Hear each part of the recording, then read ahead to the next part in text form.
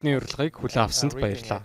Moody's Ratings байгууллагаас Монголын зээлжих зэрэглэлийг ахиулсантай зэрэгцээд Монголын 7 банкны зэрэглэлийг сайжрууллаа. Банкнуудын зэрэглэлийг ахиулсан хамгийн гол үндслэл юу байсан бэ? Монголын өнөөгийн эдийн засгийн орчин танай шийдвэрт хэрхэн нөлөөлсөн бол?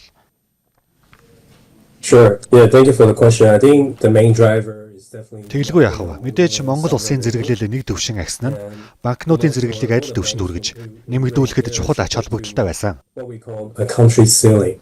So the country ceiling Бидний үнэлгээ өгдөг Монголын банкнууд ямагт улсынхаа зэрэглэлийн дээд хязгаарт харьяалагддаг. so naturally this Өөрөөр хэлбэл Монгол улсын зэрэглэлийн дээд хязгаар бие хоёроос нэг төвшин сайжирч бие нэг болсон байгаа.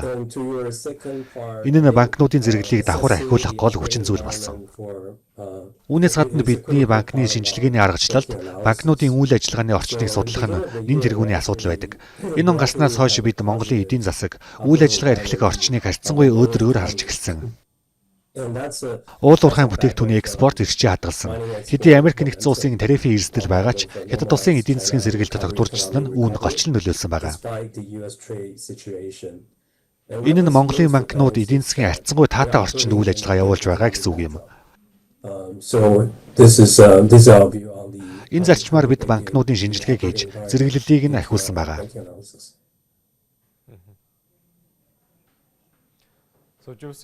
Монгол улсын хөгжлийн банкнд ямар байр суурьтай байгаа вэ? Sure, I think the bank is going through a transformation. Тэглгүй яах вэ? Хөгжлийн банк шилжилтийн үедээ явж байгаа гэж бодож байна. DBM law reform will likely Хөгжлийн банкны реформ нь зээлжих зэрэглэлтийн сайнаар нөлөөлөх хүлээлттэй байна. as well as Бүх зүйл төлөвлөгөөний дагуу хэрэгжих тохиолдолд засаглан ч сайжрахаар байгаа. and as you know, we also upgraded DBM in this round of positive rating. Энэ удаагийн зээлжих зэрэглэлийн шийдвэрээрээ бид хөгжлийн банкны зэрэглэлийг ч ахиулсан байгааг та харсан байх. Its status as a sole policy bank as well as the Цорын ганц бодлогын банкны статустай засгийн газраас онцгой дэмжлэг авах боломж бололцоо нь сайжирсан гэж дүгнсний үндсэн дээр зэрэглэлийг нь ахиулсан. So Joseph, what is your assessment? Банкны секторын зээлийн багцыг та бүхэн хэрхэн дүгнэж байна?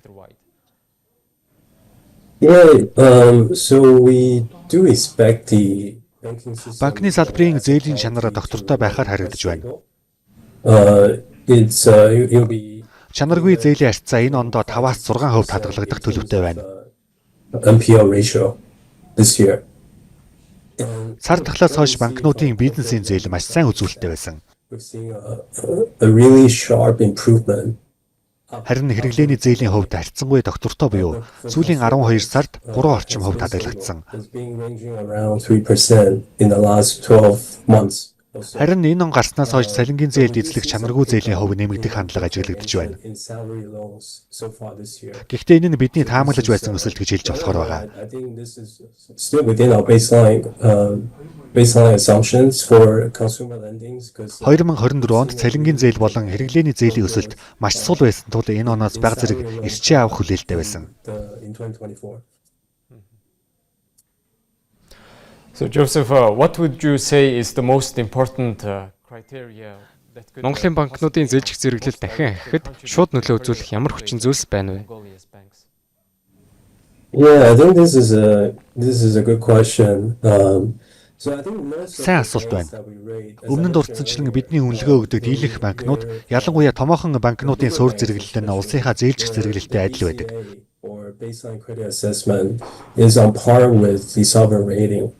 So, for example, Тухайлбал Хаан банк болон Хас банкны зээлжих зэрэглэл улсынхаа зэрэглэлтэй нэг түвшинд хүрсэн. they're already on par with the standalone, the BCA is already on par with the sovereign rating. So for that, Тэгэхээр ирээдүйд улсын зэрэглэл сайжирснаар бусад томоохон банкнуудын зэрэглэл дахин өсөх үе хаалгыг нь хийж өгнө. upgrade in the future to result in a further upgrade. Харин жижиг банкнуудын хувьд нөхцөл байдал арай өөр байна. And for smaller banks, I think it's a different. Эдгээрээ жижиг банкнуудын зэрэглэлийг тогтоохдоо бид хөрөнгийн эрсдэл, үнэлгээ зэргийг харгалзан I үзнэ. think we want to see a combination of improvement in asset risk. Учир нь банкнуудын зээлийн багц сүүлийн жилүүдэд эрчимтэй дэлсэн.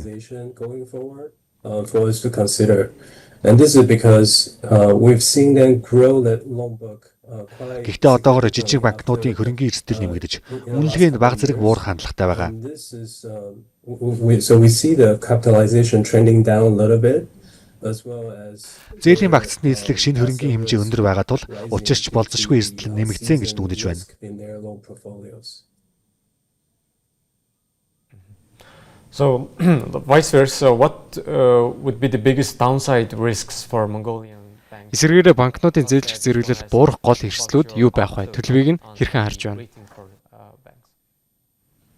Yeah, I think in general we have a stable outlook on the banking system. So what we're seeing is that Тийм ээ, ерөнхийдөө Монголын банкны системийг бид харьцангуй тогтвортой байна гэж таамаглаж байгаа. 6%. And this is after like Монголын эдийн засгийн өсөлт энэ онд 6% байна гэж төсөөлж байгаа. real GDP. And for next year we actually Оны эхний хагаст бодит дотоодын нийт бүтээгдэхүүний өсөлт 5.7% гарсан байгаа шүү дээ. 6%. So I think the banks will continue to Харин эх онд эдийн засгийн бодит өсөлт 6%-аас өндөр байхаар байна. quite good economic backdrop.